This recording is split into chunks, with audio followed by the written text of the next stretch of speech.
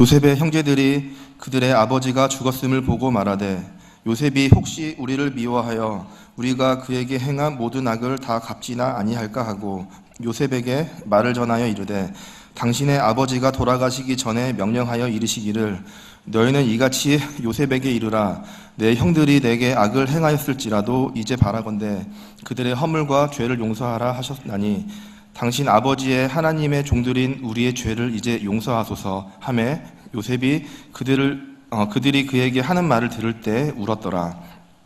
그의 형들이 또 친히 와서 요셉의 앞에 엎드려 이르되 우리는 당신의 종들이니이다. 요셉이 그들에게 이르되 두려워 마소서 내가 하나님을 대신하리이까. 당신은 나를 해하려 하였으나 하나님은 그것을 선으로 바꾸사 오늘과 같이 많은 백성의 생명을 구원하게 하시려 하셨나니 당신들은 두려워하지 마소서 내가 당신들과 당신들의 자녀를 기르리이다 하고 그들을 간곡한 말로 위로하였더라. 요셉이 그의 아버지의 가족과 함께 애굽에 거주하여 110세를 살며 에브라임의 자손 3대를 보았으며 므낫세의 아들 마길의 아들들도 요셉의 스라에 양육되었더라. 요셉이 그의 형제들에게 이르되 나는 죽을 것이나 하나님이 당신들을 돌보시고 당신들을 이 땅에서 인도하여 내사 아브라함과 이삭과 야곱에게 맹세하신 땅에 이르게 하시리라 하고 요셉이 또 이스라엘 자손에게 맹세시켜 이르기를 하나님이 반드시 당신들을 돌보시리니 당신들은 여기서 내 해구를 메고 올라가겠다 하라 하였더라. 요셉이 110세의 죽음에 그들이 그의 몸에 향재료를 놓고 애굽에서 입관하였더라. 해마다 우리가 성탄절날 새 생명 불신자 초청해서 연극을 보여드리고 복음을 제시해서 구원의 확신 갖도록 해드렸는데 12월 25일 날 그렇게 했는데 이번에는 24일 저녁에 그렇게 하기로 했으니까 여러분 주변에 이분이 복음을 정확하게 한번 듣고 구원의 확신 가졌으면 좋겠다 이런 사람들 성탄절 날 저녁에는 한번 교회 오기를 원하는 분이 많이 계시니까 초청해서 복음 듣고 구원 받도록 그렇게 힘써 주시면 감사하겠습니다. 제가 저희 아들 박요셉 선교사가 13, 14년 전에 미국으로 가서 이제 공부를 해서 5년 걸리는 거 3년 동안 공부해서 이제 석사 과정을 침례신학교에서 졸업을 하면서 받게 됐는데요. 5년 걸린 거 3년 동안 하려고 하다 보니까 머리가 다칠 정도로 이렇게 했더라고요. 부목사로 있는데 2,000불의 사례를 봤는데 집세가 2,300~400불 나가니까 집세도 안 되는 걸 받으면서 생활이 굉장히 어렵죠. 그런 가운데서 공부를 한다고 많이 힘들었을 것 같은데 또 여러분들 기도해 주시고 후원해 주셔서 감사를 드리고요. 이번에 가서 김태영 박사님 의사시면서 박사님으로 계신 분인데 이승만 영화를 보고 독후감 심사위원장 하신 분이고 책을 내시고 하신 분인데 귀한 분이죠. 만나서 너무 좋은 시간을 가졌고 윤정호 선생님 만나서 또 이분은 좋은 분을 많이 소개해 주셨어요. 저에게 메시지도 듣고 계시고 김동식 박사님 또 만나서 이분은 라디오 방송을 내시는 분이고 박사님이신데 또 애틀란타 문학의 밤에 심사위원장을 하신 분이었어요.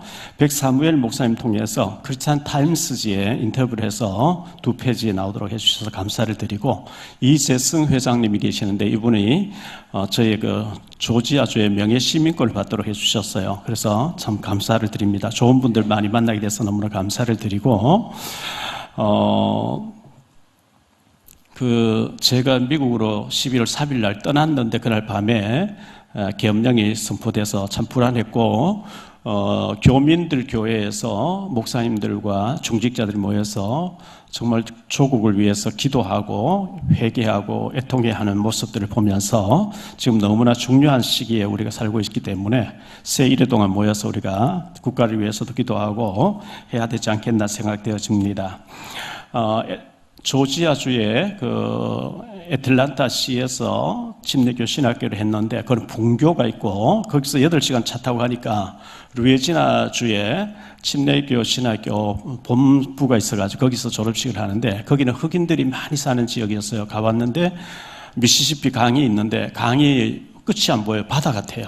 끝이 안 보이는 그런 미시시피 강이 흐르고 하는데 흑인들이 많이 있는 곳이었어요. 밤에 이제 그 시내를 나가봤는데 군데군데 그 이제 노숙자들이죠. 마약에 취해 있는 사람들 보면서 참 무섭구나 하는 생각을 많이 가졌습니다. 그 마약에 취한 사람들 그 미국에 보면 그 많이 나오는데요. 멀쩡한 사람 마약에 한 번, 두 번 막 완전 중독되니까 한국에는 마약하면 잡아가는데 그건 잡아가질 않죠. 왜? 너무 많으니까. 그래서 그 마약에 취한 사람이 그 바닥에 길거리에서 대소변을 보니까 완전히 그 찌러져 있는, 이 사탄이 문화를 가지고 악한 어떤 중독되게 만들어서 인생을 완전히 파괴하는 모습들을 보면서 그 우리나라를 지금 안전하냐, 마약 청정국이라 했는데 하수구 물을 채취해가지고 각 도시마다 그걸 분석하는데 우리나라에 마약 중독된 사람 마약 하는 사람 최소 200만이라 하니까 우리나라도 청정국이 아래요. 굉장히 위험한 가운데 달려가고 있는 거죠. 이런 때에 우리가 가정을 지키고 자녀들의 믿음을 지키기 위해서는 기도해야 되지 않겠나 생각되어집니다. 베드로전서 4장 7절로 11절에 보니까 만물의 마지막이 가까이 왔으니 그러므로 너희는 정신을 차리고 근신하여 기도하라. 무엇보다도 뜨겁게 서로 사랑할지니 사랑은 허다한 죄를 덮느니라.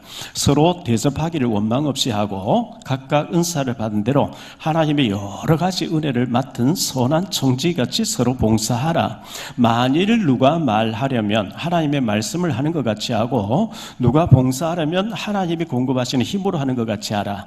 이는 범사에 예수 그리스도로 말미암아 하나님이 영광을 받으시게 하려 함이니 그에게 영광과 권능이 세세무하도록 있느니라. 아멘. 이렇게 하고 있어요. 만물이 마지막 때가 가까이 올수록 서로 사랑할지니 이렇게 말씀하고 있어요. 마태복음 24장 11절로 13절에 보니까 마지막 때 주님 재림 직전에 세상에는 거짓 선자가 많이 일어나죠. 거짓 선자가 많이 일어나 많은 사람을 미혹하게 했으며 불법이 성함으로 사람의 사랑이 식어지리라. 그러나 끝까지 견디는 자는 구원을 받으리라. 마지막 때는 불법이 너무 성함으로 예수 믿는 사람 사랑을 잃어버린대요. 사랑을 놓쳐버린대요. 그래서 계시록 2장 1절로 5절에 보면 에베소 교회에 나타나신 주님인데요. 에베소 교회 사자에게 편지하라. 오른손에 있는 7별을 붙잡고 7급 촛대 사이를 거니시니가 이르시되 내가 내 행위와 수고와 내 인내를 알고 또 악한 자들을 용납하지 아니한 것과 자칭 사도를 하되 아닌 자들을 시험하여 그의 거짓된 것을 내가 드러낸 것과 또 내가 참고 내 이름을 위하여 견디고 게으르지 아니한 것을 아노라. 그러나 너를 책망할 것이 있나니 너의 처음 사랑을 버렸느니라. 그러므로 어디서 떨어졌는지를 생각하고 회개하여 처음 행위를 가지라. 만일 그리하지 아니하고 회개하지 아니하면 내가 네게 가서 내 촛대를 그 자리에서 옮기리라. 이렇게 말씀하고 있어요. 이 에베소 교회가 거짓 선자를 막 조사해서 거짓됐다는 드러내고 이런 거 다 좋았는데 제일 중요한 사랑을 잃어버린 거예요. 그래서 주님이 책망하고 사랑을 회복해라. 하지 아니하면 내가 촛대를 옮겨버린다. 이렇게 말씀한 무서운 말씀을 하고 계시는 거거든요. 잘 되는 집은요, 남편은 아내를 격려하고 아내는 남편을 격려하고 부모는 자식을 격려하고 자녀는 또 부모를 힘주고 이렇게 하는데 잘 안 되는 집안은 남편은 아내를 무시하고 아내는 또 남편을 무시하고 싸웁니다. 당신 때문이라고. 또 자녀는 부모를 욕하고 부모는 자식을 집 나가라 그리고 이렇게 야단치고 안 되는 집안이죠. 마찬가지로 잘 되는 교회는 목사를 자랑하고 목사는 성도들을 자랑하고 이렇게 서로 칭찬하고 격려하면서 사랑으로 충만한 교회인데 안 되는 교회는 서로 욕하고 모였다 하면 흉보고 안 되는 교회죠. 저와 여러분은 안 되는 사람 되지 말고 되게 하는 축복이 있게 되기를 축원합니다. 시편 18편 1절에 보면 나의 힘이신 여호와여 내가 주를 사랑하리다. 다윗의 고백이죠. 나의 힘이신 여호와여 내가 주님을 사랑합니다. 다윗의 고백이 오늘 저와 여러분의 고백이 되기를 축원합니다. 요한복음 21장 부활하신 주님께서 고기 잡고 있는 베드로를 찾아오셨어요. 15절로 17절에 보니까 그들이 조밥 먹은 후에 예수께서 시몬 베드로에게 이르시되 요한의 아들 시몬아 네가 이 사람들보다 나를 더 사랑하느냐 하시니 이르되 주님 그러하나이다. 내가 주님을 사랑하는 주님께서 아시나이다. 이르시되 내 어린 양을 먹이라 하시고 또 두 번째 이르시되 요한의 아들 시몬아 네가 나를 사랑하느냐 하시니 이르되 주님 그러하나이다. 내가 주님을 사랑하는 줄 주님께서 아시나이다. 이르시되 내 양을 치라 하시고, 또 세 번째 이르시되 요한의 아들 시몬아 네가 나를 사랑하느냐 하시니 주께서 세 번째 내가 나를 사랑하느냐 하심으로 베드로가 근심하여 이르되 주님 모든 것을 아시오매 내가 주님을 사랑하는 줄을 주님께서 아시나이다. 예수께서 이르시되 내 양을 먹이라. 이 베드로가 대제사장에 뜰 그 모닥불 앞에서 밤에 예수님 나 몰라. 나 저 사람 몰라. 나 저주하면서 몰라 이랬는데 예수님은 고기 잡고 있는 배를 찾아서 모닥불 앞에서 예수님이 준비해놓은 조반을 먹게 하면서 따뜻한 불 앞에서 베드로가 그 따뜻한 모닥불 앞에서 주님 모른다고 저주했는데 주님 모닥불 앞에서 확인하신 것이 네가 나를 사랑하느냐 물으신 거예요. 주님 제가 주님 사랑하는 주님 아시지 않습니까? 네가 정말 나를 사랑하던 내 어린 양을 먹이라. 어린 양은 우리 자녀들, 다음 세대 후대들일 수도 있지만 그 아이들도 포함되지만 처음 교회 나오는 사람 뭐가 뭔지 찬송가도 잘 줄 몰라요. 신앙 고백 사도신경도 몰라요. 그런 사람 찾아주고 커피 한 잔 같이 나누고 손잡아주고 나올 수 있는 용기를 주고 하는 것이 어린 양을 먹이는 거거든요. 고린도전서 16장 22절에 만일 누구든지 주를 사랑하지 아니하며 저주를 받을지어다. 나를 위해서 자기 자신의 모든 피 한 방울 물 한 번 남기자 다 쏟아주신 그 예수님을 사랑하지 않는다는 그 자체가 저주라는 거예요. 주님을 뜨겁게 사랑하는 저와 여러분 되시기를 축원합니다. 고린도전서 13장 사랑장이라고 하는데요. 1절로 7절을 보니까요. 내가 사람의 방언과 천사의 말을 할지라도 내가 천사하고 통하는 말을 하고 있다 할지라도 사랑이 없으면 소리나는 구리와 울리는 꽹과리가 되고 내가 예언하는 능력이 있어 모든 비밀과 모든 지식을 알고 또 산을 옮길 만한 모든 믿음이 있을지라도 사랑이 없으면 내가 아무것도 아니요. 내가 내게 있는 모든 것으로 구제하고 또 내 몸을 불사르게 내줄지라도 사랑이 없으면 내게 아무 유익이 없느니라. 사랑은 오래 참고 사랑은 온유하며 시기하지 아니하며 사랑은 자랑하지 아니하며 교만하지 아니하며 무례히 행하지 아니하며 자기 유익을 구하지 아니하며 성내지 아니하며 악한 것을 생각하지 아니하며 불의를 기뻐하지 아니하며 진리와 함께 기뻐하고 모든 것을 참으며 모든 것을 믿으며 모든 것을 바라며 모든 것을 견디느리라. 사랑은 모든 것을 이기는 힘이 되는 줄 믿습니다. 마태복음 20장 34절로 40절을 보니까요. 예수께서 사두개인들로 대답할 수 없게 하셨다 함을 바리새인들이 듣고 모였는데 그 중에 한 율법사가 예수를 시험하여 묻되 선생님 율법 중에서 어느 계명이 크니까? 예수께서 이르시되 내 마음을 다하고 목숨을 다하고 뜻을 다하여 주 너희 하나님을 사랑하라 하셨으니 이것이 크고 첫째 되는 계명이요 둘째도 그와 같으니 내 이웃을 내 자신같이 사랑하라 하셨으니 이 두 계명이 온 율법과 선지자의 강령이니라. 모든 율법 하나님의 모든 법과 선지자들 모든 글이 하나님 사랑하고 이웃 사랑 그 속에 다 들었다는 거예요.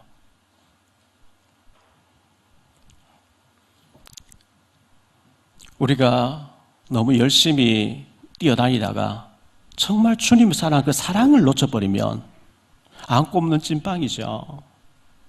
안 되는 거거든요. 제일 중요한 사랑을 놓쳐버리면 안 돼요. 기계에 기름을 안 치면 기계가 막 부서질까지 돌아가잖아요. 계시록 3장 15절 16절에 예수님께서 라오디게에 나타나셔서 이렇게 말씀합니다. 내가 네 행위를 아노니 네가 차지도 아니하고 뜨겁지도 아니하도다. 내가 차든지 뜨겁든지 하기를 원하노라. 네가 이같이 미지근하여 뜨겁지도 아니하고 차지도 아니하니 내 입에서 너를 토하여 내버리리라. 왜 새 일회 동안 우리가 기도하지 않냐? 쉽게 얘기하면 옛날에는 오전 예배들이 저녁 예배 드렸어요. 옛날에 지금도 지금 저녁 예배 드리는 교회들이 있거든요. 오늘 오후에 제가 새 일회 기도회의 의미를 좀 말씀드리려고 해요. 그래서 오후 예배를 저녁 예배를 돌린다고 생각하면 돼요. 새 일회 동안. 왜 그렇게 해야 되느냐? 사실 11조를 드리라. 저와 여러분 11조 생활 다 하는 걸로 알고 믿음 좋은 사람 12조도 하고 이렇게 하죠. 하는데 물질의 11조 드리지만 시간의 11조 드려야 되는데 하루 24시간 시간의 11조 2시간 24분이에요. 2시간 24분은 우리의 시간이 아니고 하나님 시간이에요. 예배 드리고 기도하고 성경 읽고 복음 전하는데 하나님 위해 써야 되는데 우리가 기도 안 하잖아요. 왜 안 하죠? 해봐도 안 되던데 포기 상태 있잖아요. 그럼 정말 하나님 거짓말을 성경 써놨느냐?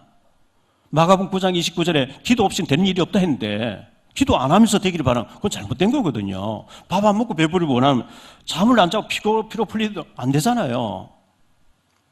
그래서 우리가 당연한 걸 지금 안 하고 있는 것을 회복하자는 거거든요. 해야 됩니다. 차지도 않고 뜨겁지도 않아요. 토하지 낸다 이래 되면 안 되는 거거든요. 뜨거움을 회복해야 돼요. 주님 사랑을 회복해야 돼요.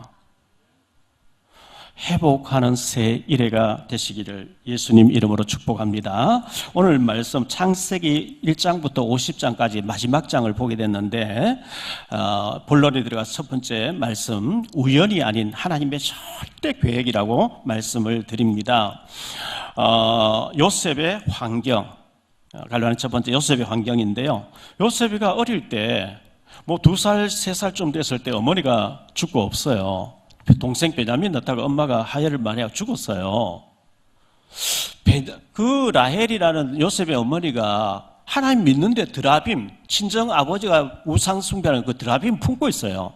그 영향, 우상 숭배와 귀신 섬기는, 하나님도 믿고 우상도 숭배하는, 요즘 말하면 전주에가 점도 보고 굿도 하면서 예수를 교회 다니는, 이거 안 되는 거거든요. 하나님 그를 데려가 버렸어요. 왜? 요셉을 하나님 써야 되는데 그 엄마의 나쁜 영향을 주면 안 되기 때문에 데려가 버린 거죠. 가장 엄마가 필요한 시기에 엄마가 없어요, 요셉은요. 그러니까 아버지가 요셉을 특별히 사랑하고 좋은 옷 지어 입히고 하니까 형들이 막 미워하는 거예요.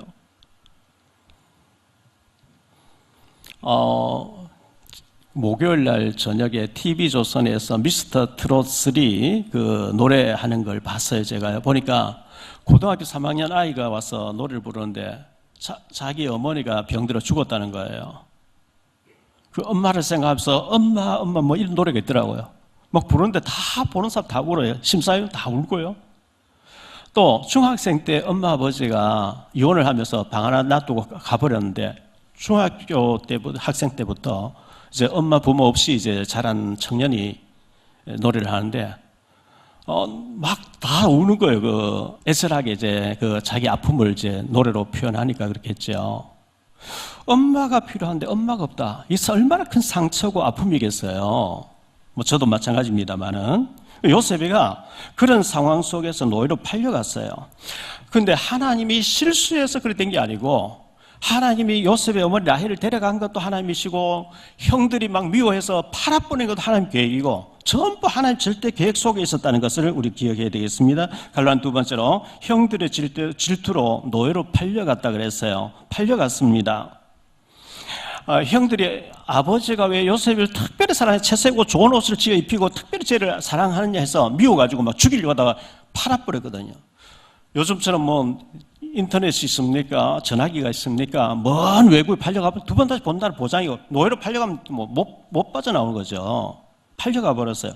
팔려갔는데 하나님께서 간섭을 하고 계시는 거거든요.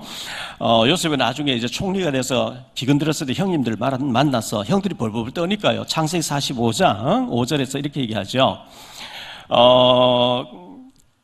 당신들이 나를 이곳에 팔았다고 해서 근심하지 마소서, 한탄하지 마소서. 하나님이 생명을 구원하시려고 나를 당신들보다 먼저 보내셨나이다. 시편 105편 17절에서 얘기하죠. 그가 하나님이 한 사람을 앞서 보내셨으며 요셉이 종으로 팔렸다.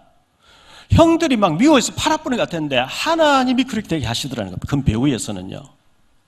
하나님 절대 계획 속에서 지금 하고 있는 거거든요. 시편 37편 36절에 그 미디안 사람들은 그를 애굽에서 바로의 신하 친위대장 보디발에게 팔았더라. 보세요. 바로 왕의 최고의 측근 친위대장 국방부 장관 집에 팔려가도록 만들어졌어요. 노예로 있으면 경제를 배우고 정치병수가 정치를 배우고 하잖아요. 그래서 세 번째로 왕 앞에 선 요셉이거든요. 왕의 꿈을 해석했어요. 바로 왕이 인장바지 결제바지 빼주면서 네가 총리해라. 너의 허락 없이는 수족을 놓을 자가 없게 만들겠다. 이래 돼가지고 총리로서 멋있게 애굽을 다스리게 되고 세계를 지배하는 그런 요셉이가 되어졌는데 이게 사람이 하는 것 같지만 하나님이 하셨다는 사실입니다. 크게 두 번째로 가족과의 만남이 일어났어요. 요셉이 팔려가서 17살에 팔려가 30살 됐고요.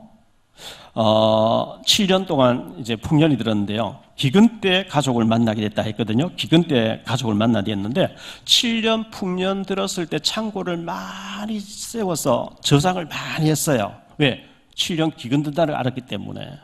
기근 들고 2년 됐을 때 식량 사러 왔는데 형님들이 10명이 쫙 무릎 꿇고 요셉을 식량 팔아달라고 왔어요.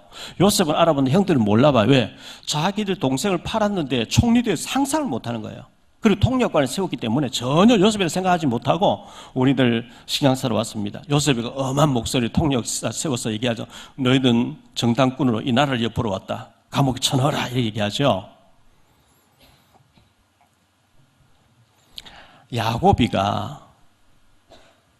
요셉의 아버지 야곱이가 그의 야곱의 아버지 이삭이 눈이 어두워서 못 볼 때 큰아들 에서를 불러가지고 에서야 너 가서 사냥해와서 아버지가 좋아하는 요리를 해와라. 내가 먹고 힘을 내서 너를 축복하려고 한다. 형 에서가 사냥하러 간 사이에 그의 어머니 리브가하고 야곱이 염소를 가지고 요리를 해서 근데 에서는 털이 많은 사람이고 야곱은 매끈매끈한 사람이거든요. 그래서 염소 가지고 뒤집어 쓰고 들어간 거예요. 아버지 요리를 해왔으니까 드시고 저를 축복해 주세요. 너 누구냐? 아버지의 아들 맏아들 에서입니다. 너 음성은 야곱인데 너 진짜 에서냐? 예. 그럼 내가 한번 만져봐야 만져보니까 염소 털이 있어서 모르는 거예요. 야곱인지를 모르는 거예요. 그래서 축복했거든요. 그 일로 에서가 동생 야곱을 죽이려고 하니까 저 바단 아람의 외삼촌 집에 잠깐 며칠가 있겠다는 게 20년 흘러버리고 20년 돌아오잖아요. 야곱이 염소 가죽 뒤집어 쓰고 아버지 이삭을 속여서 20년 피신이 때 왔는데 그의 아들들이 요셉의 채색 옷을 막 찢어가지고요. 염소 피를 묻혀가지고 이게 아버지 아들 요셉의 옷 아닙니까? 들에서 짐승들이 요셉을 찢어 먹은 것 같습니다. 우리가 이거 발견해 왔습니다. 20년 꼬박 흘러가 버린 것이죠. 야곱은 요셉이가 죽었다고 생각하고 20년 동안 통곡하면서 단식했는데 알고 보니까 형들이 팔았는 거예요. 이 영적인 대물림 이게 무서운 거예요. 내가 은혜 받고 성령 충만하면 우리 자녀들이 그대로 은혜를 받아요. 내가 방황하고 방탕하고 있으면 그게 자녀에 가버린 거 있죠. 여러분이 은혜 받고 성령 충만하면 그 자녀들도 은혜 받고 성령 충만한데요. 내가 방황하고 내가 헤매고 내가 막 방탕하고 있으면 그게 자녀들이 가버려요. 갈라는 두 번째로 선한 영향력으로 정치하는 요셉이라고 그랬어요. 요셉은 폭정을 하지 않았습니다. 악하게 하지 않았습니다. 전부 살렸어요.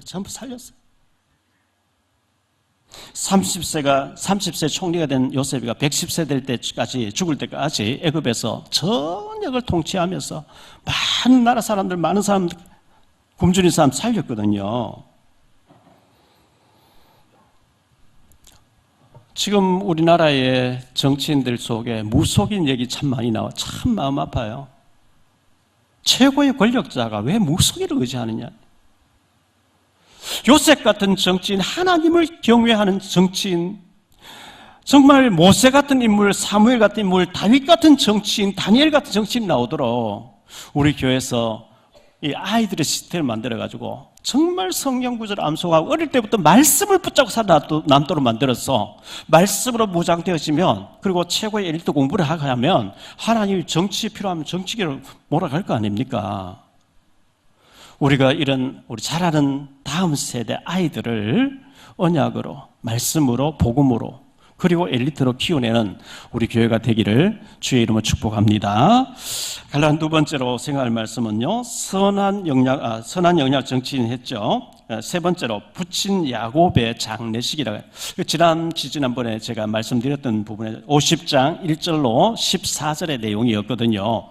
야곱이 죽으면서 애굽에 멋있게 나를 이제 무덤을 잘 만들어 달라 하지 않고 저 가나안 땅에 가서 숲곳에 그 선조들이 우리 할아버지 아브라함이 준비해 놓은 그 선조들의 묘실에 나를 안장해 달라. 왜?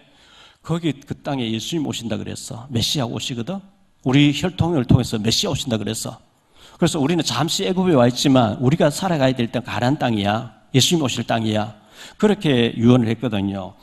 그래서 장례를 그렇게 치렀는데 다른 것도 잘 먹고 잘 사는 것도 중요하지만 언약을 전달한다는 거, 후대들에게 메시아의 복음의 언약 전달, 이게 제일 중요한 것을 야곱은 그렇게 했었어요. 그게 세 번째로 많은 백성의 생명을 구원하시려고 이렇게 제목을 정했습니다. 요셉을 통해서 하나님은 많은 생명을 구원하시려고 하는 계획을 가지고 있었습니다. 자, 갈라니 첫 번째로 두려워하는 형들인데요. 아버지 야곱이 죽고 나니까 형들이 10명이 딱 와서 요셉을 무릎 꿇으면서 엎드려 절하면서 우리는 당신들의 종입니다. 아버지 살아계실 때 용서해 주라 했으니까 우리 처벌하지 마시고 우리 과거에 악행했던 거 용서해 달라고 엎드려서 그렇게 비는데요. 그게 15절로 21절에 나오는 말씀이거든요.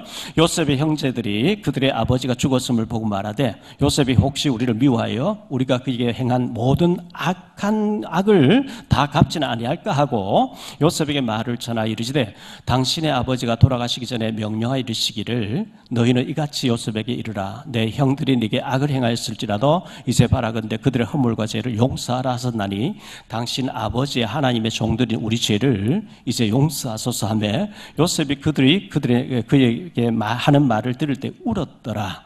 그의 형들이 또 친히 와서 요셉의 앞에 엎드려 이르되 우리는 당신의 종들이니이다. 요셉이 그들에게 이르되 두려워하지 마소서 내가 하나님을 대신하리까. 당신들은 나를 해하려 하였으나 하나님은 그것을 선으로 바꾸사 오늘과 같이 많은 백성의 생명을 구원하게 하시려 하셨나니 당신들은 두려워하지 마소서 내가 당신들과 당신들의 자녀를 기르리다 하고 그들을 간곡한 말로 위로하였더라. 예. 이게 요셉의 모습이었어요. 형들을 벌벌 떨면서 엎드려서 용서해달라 하는데 내가 하나님 대신하겠습니까? 나를 이곳에 보낸 것은 보복하라는 게 아니고 많은 사람의 생명을 살리라고 하는 보내놨다. 하나님이 원하시는 핵심적인 내용을 요셉은 알고 있었어요.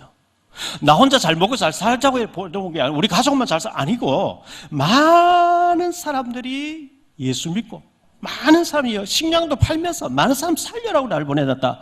사명을 바로 알았어요. 하나님 계획을 바로 알았어요. 갈라디아 두 번째로 가족의 축복. 요셉 한 사람 은혜 받으니 가족 다 살았잖아요. 얼마나 멋있습니까?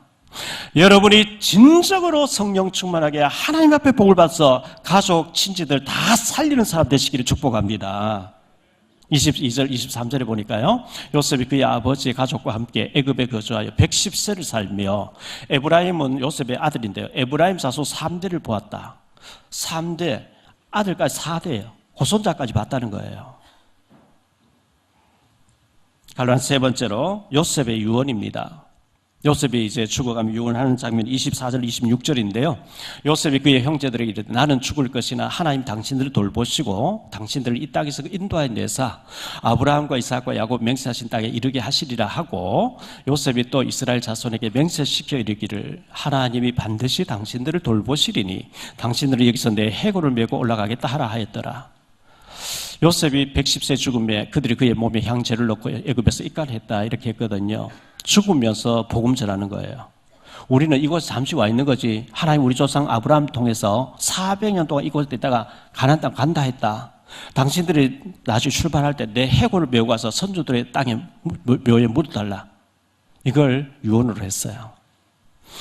자, 그로부터 한 400년 500년 흐르고 난 뒤 모세가 출애굽시킵니다.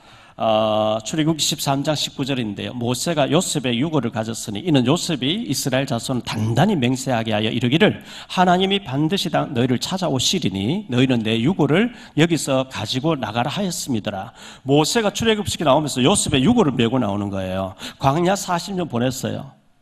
모세가 죽으면서 여호수아에게 그걸 전달했어요. 여호수아가 가나안 땅에 들어가서 막 정복하고 여호수아가 110세에 또 죽었는데 여호수아 24장 32절에 또 이스라엘 자손이 애굽에서 가져온 요셉의 뼈를 세겜에 장사하였으니 이곳은 야곱이 베크시타를 주고 세겜의 아버지 하몰의 자손에게서 산 밭이라 선조들 묘에 장례하더라.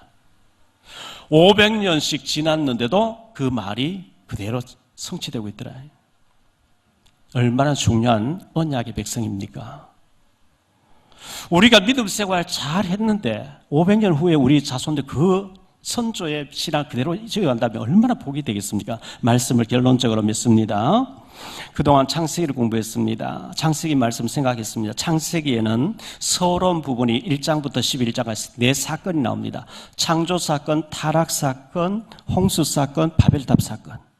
본론 부분에서 창세기 12장부터 50장까지 4인물이 나옵니다. 아브람, 이삭, 야곱, 요셉이에요. 한 집안의 4대 얘기 나와요. 아브라함은 복음의 시작입니다. 이삭은 누림입니다. 야곱은 12아들을 낳았는데 12지파를 이루게 되죠. 민족 복음화입니다. 요셉은 세계 선교입니다. 그래서 영적인 의미 3가지, 영적인 의미 4가지. 믿음으로 살아야 된다는 것을 아브라함을 통해서 보여주고요. 가문을 살려야 된다는 아브라함을 통해 보여주고요.